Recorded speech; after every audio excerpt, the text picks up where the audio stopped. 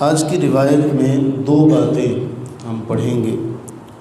سب سے پہلی بات، ہمارے ہاں سلام کرنے کا جو فقدان پایا جا رہا ہے، قرآن فرماتا ہے کہ جب تم کسی کو دعائیہ کلمات کہو، اذا حییتم بتحیۃ فحیوا باحسن منها او ردوها، یعنی جب تم کسی سے ملو تو اسے دعائیہ کلمات کہو اور جواباً یا تو اس سے بہتر کلمہ اس کو کہو یا کم از کم وہی اس کو لوٹا دو جتنا اس نے کہا ہے۔ اور سلام کے حوالے سے ہم نے بہت ساری روایات پڑھی ہیں کہ رسول اللہ صلی اللہ علیہ وسلم نے اس کے بارے میں ترغیب دلائی، لیکن آج بدقسمتی سے حدیث میں تو کہا گیا جس کو تم جانتے ہو، جس کو تم نہیں جانتے اس کو تم سلام کرو، لیکن ہمارے ہاں بدقسمتی سے اس حوالے سے جو تعصب پایا جاتا ہے، الامان والحفیظ۔ اللہ سے دعا کریں کہ باری تعالی ہم تمام پر اپنی رحمتیں برکتیں نازل فرمائے۔ حضرت زید بن اسلم رحمہ اللہ بیان کرتے ہیں کہ مجھے میرے والد اسلم نے، حضرت زید بیان کرتے کہ میرے والد اسلم نے مجھے حضرت عبداللہ ابن عمر رضی اللہ تعالی عنہما کے پاس بھیجا۔ حضرت زید کہتے ہیں کہ جب میں حضرت عبداللہ ابن عمر رضی اللہ تعالی عنہما کے پاس گیا تو میں نے کہا ادخل، کیا میں داخل ہو سکتا ہوں؟ فعرف صوتی، حضرت عبداللہ نے میری آواز پہچان لی۔ جب میری آواز کو پہچان لیا، میں اس وقت بچہ تھا، کہنے لگے ای بنیا، اے پیارے بیٹے، اذا اتیت الی قوم فقل السلام علیکم، جب تم کسی کے ہاں جاؤ، کسی قوم کے پاس جاؤ تو پہلے کہو السلام علیکم، اور فَإِن رُدُّوا عَلَيْكَ فَقُلْ أَأَدْخُلُ، اور اگر وہ سلام کا جواب دے دیں پھر اس کے بعد پوچھو میں داخل ہو سکتا ہوں۔ یہ کتنا حسین جملہ ہے کہ اے میرے پیارے بیٹے، جب تم کسی کے ہاں جاؤ تو پہلے کہو السلام علیکم، وہ سلام کا جواب دے دیں تو پھر ان سے اجازت مانگو، کیا میں داخل ہو سکتا ہوں، آپ کے پاس آ سکتا ہوں؟ تو پھر تم چلے جاؤ اندر۔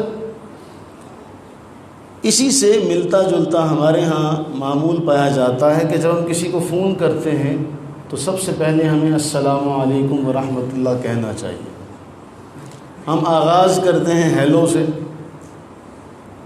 جبکہ یہ طریقہ کار بالکل غلط ہے۔ پہلے ہم سلام کریں اور اس کے بعد کلام کریں، سب سے پہلے سلام اور اس کے بعد پھر اور کوئی کلام ہونا چاہیے۔ پہلا ٹکڑا تو یہ ہو گیا۔ اب حضرت زید کہتے ہیں مجھے اتنی نصیحت فرما رہے تھے تو ثم رأى ابنہ واقدا یجر ازارہ، حضرت عبداللہ نے دیکھا کہ ان کا بیٹا آ رہا ہے اور اس کا جو ازار ہے وہ نیچے لٹکا ہوا، تو فوراً اپنے بیٹے کو فرمانے لگے ارفع ازارک، اے بیٹے اس کو اٹھاؤ، اس کو اپنے ازار کو اٹھاؤ۔ فإنی سمعت رسول اللہ صلی اللہ علیہ وسلم یقول، اس لیے کہ میں نے رسول اللہ صلی اللہ علیہ وسلم کو یہ فرماتے ہوئے سنا کہ من جر ثوبہ من الخیلاء لم ينظر اللہ الیہ، کہ اللہ تعالیٰ اس بندے کی طرف جو تکبر سے اپنے کپڑے زمین پر کھینچتا ہوا چلتا ہے، اللہ تعالیٰ قیامت کے دن اس پہ نظر رحمت نہیں فرمائے گا۔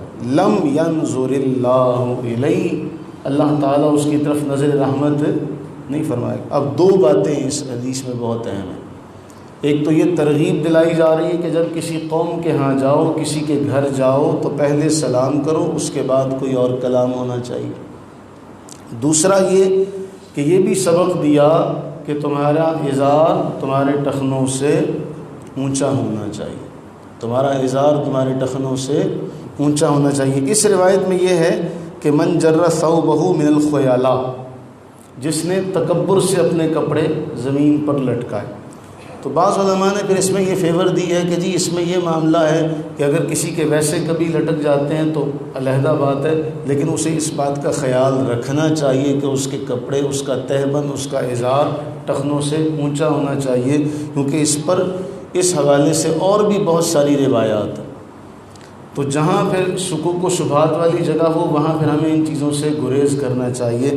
اس لیے معمول ہی یہ ہو کہ ہماری شلوار یا ہماری چادر ہمارے ٹخنوں سے اونچی ہونی پائے.